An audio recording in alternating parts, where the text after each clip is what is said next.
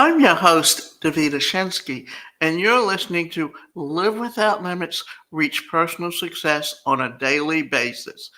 The purpose of this podcast is to help you overcome any limiting beliefs, begin to think more positively, and to reach any goals that you've set for yourself in the future. And there's many things that can happen that can interfere with your reaching that success and being detrimental to how you see yourself. And that can be empathy, just like it's a good thing, it can also be a bad thing. And so, therefore, what we are planning to do today is focus on toxic empathy. What is it? And can you really be too empathetic? From an early age, we are taught that too much of everything is bad, but does that also refer to the good things? I am talking about positivity, empathy, and the like. Well, many researchers and writers have established that too much positivity, otherwise known as toxic positivity, surely is not a good thing. More recent studies on human emotions are also showing that empathy, one emotion that is essential to our interactions with others, can be too much in some cases. At face value, it is definitely not simple to understand why and how one can ever have too much empathy. Well, I did a deep dive into the issue, and you don't have to. So, in this presentation, I will help you understand what empathy is, as well as what toxic empathy looks like. So, what is empathy? Empathy refers to being able to understand, share, and relate to the feelings of others. It is that thing that allows you to put yourself in the place of others and view things from their perspective. It allows us to feel what they are feeling. When someone feels or tells you that they are going through a hard time because they have lost someone that they love, empathy allows you to instantly put yourself in their position and experience the same feelings.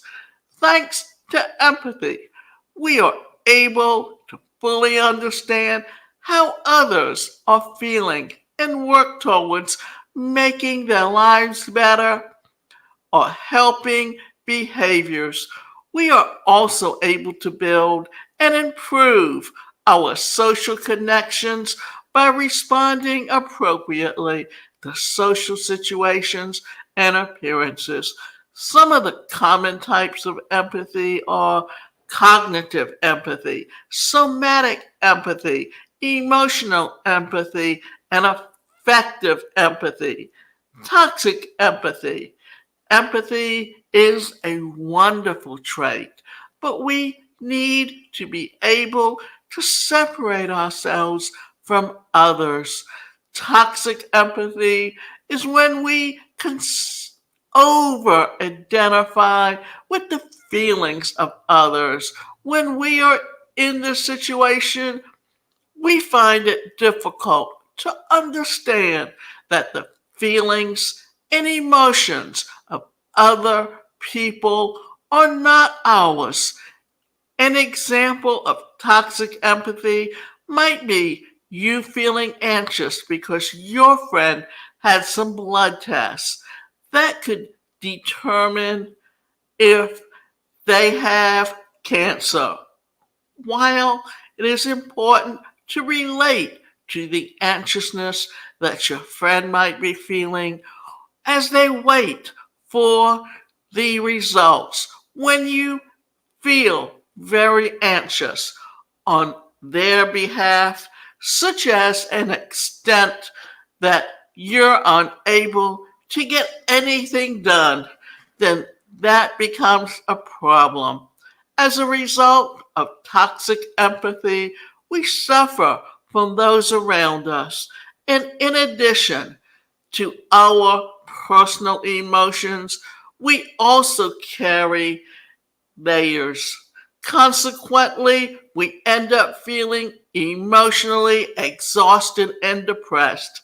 Signs of toxic empathy include using other people's negative situation and experiences as a justification for them being horrible, treating other people's problems as if it's your own, having difficulty saying no to people's requests, having difficulties fulfilling your responsibilities because you are emotionally overwhelmed, feeling sad, shame, guilt, or any other strong feelings for others despite not knowing the whole story, unintentionally mimicking someone's feelings, compromising your needs for the same as others, being physically and emotionally exhausted after interacting with others. You need to draw the emotional boundaries. Empathy is good, but too much empathy can be damaging, exhausting, and make us resentful and angry. We begin to feel this way because in our eyes, people are not reciprocating to our feelings in the same manner as we handle their emotions. In most cases, toxic empathy is a trauma response. Typically, people whose emotions were ignored when they were children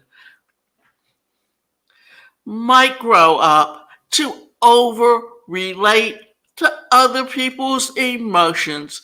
This results in toxic empathy.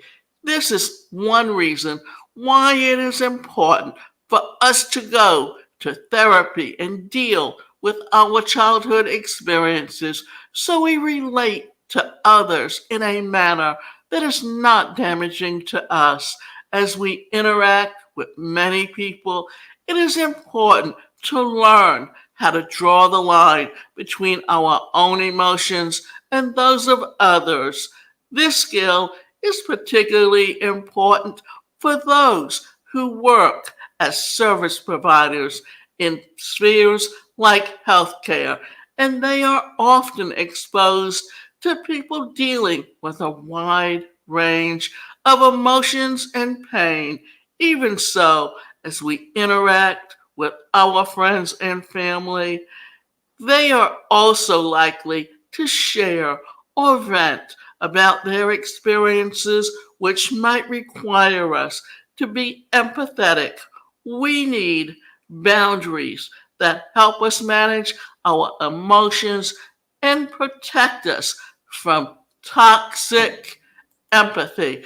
Now, this is the last thing I'm going to say about toxic empathy because I think it's very important. But I know someone who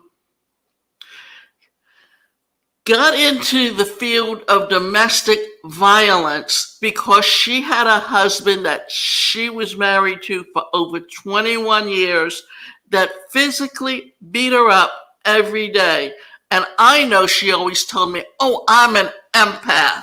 Well, she doesn't realize that she's not really an empath. What she's really feeling is toxic empathy. And she went out and got married when she was 21 years old to the first person that asked her because she was so afraid that no one else would ever ask her to marry them.